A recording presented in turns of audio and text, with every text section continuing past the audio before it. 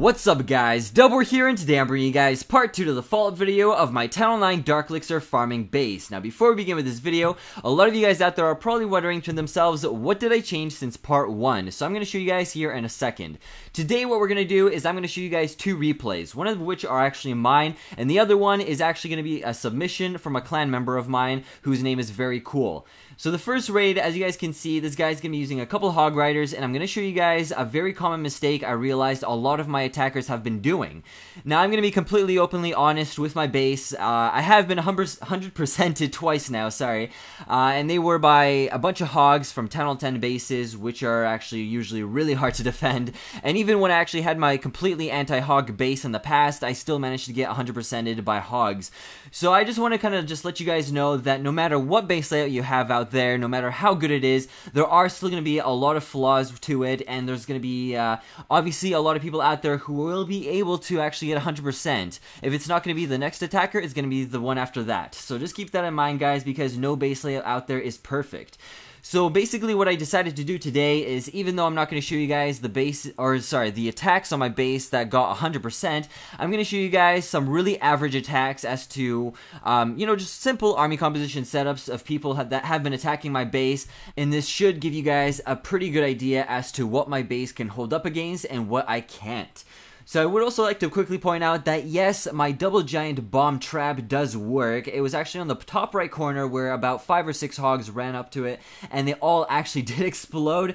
So I know a lot of you guys were actually really skeptical as to if it would work or not, and even though I can't say that it does every single time, sometimes it actually does work and people do fall for it. I've had an epic fail earlier that I wasn't able to actually record, but there have been some people that miserably failed to that double giant bomb trap. So overall, yes, it does work, but sometimes, like I said, it doesn't, so don't expect it to every single time.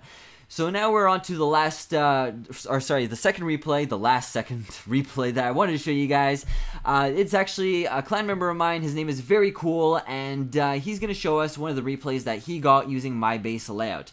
So as you can see, this guy's desperately trying to lure out all the clan castle troops that might be in there, and as you can see, Very Cool actually doesn't have any clan castle troops, so this guy's probably really confused. He's probably thinking to himself like, where are the clan castle troops?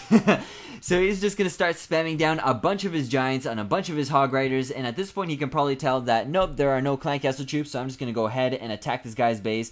So this is what I meant by not always do the double giant bomb traps work. As you can see, those hog riders actually did survive, and they're going to take out the mortar now, and I do believe they also take out this X-bow on the right side. So yeah, that's what I kind of mean by the double giant bombs don't always work. Even though they did damage them, it wasn't like barely anything because the guy just plotted down a quick little heal spell, and he managed to keep those hogs alive. But yeah, as you can see here, this guy's not going to get really too far. He's not going to get any dark elixir. He's just barely going to scrape away at these gold storages and these elixir storages, which Very Cool obviously doesn't really care too much about. He's just in need of saving his dark elixir, and as you can see, a bunch of those giants are going to flow in from the top right corner, and all they're really going to get to do here is try to get through a level 8 wall, which they will not. And they're also going to try to get a couple hits on this upgrading X-bow, which they will also not be successful in destroying. And as you can see, there goes a giant bomb, which will take out a bunch of the archers, and that's pretty much it for this raid. There's only 10 seconds left, and as you can see, yes, this was technically a successful defend because this guy did not get any dark elixir, and he only got 260,000 elixir and 30,000 gold.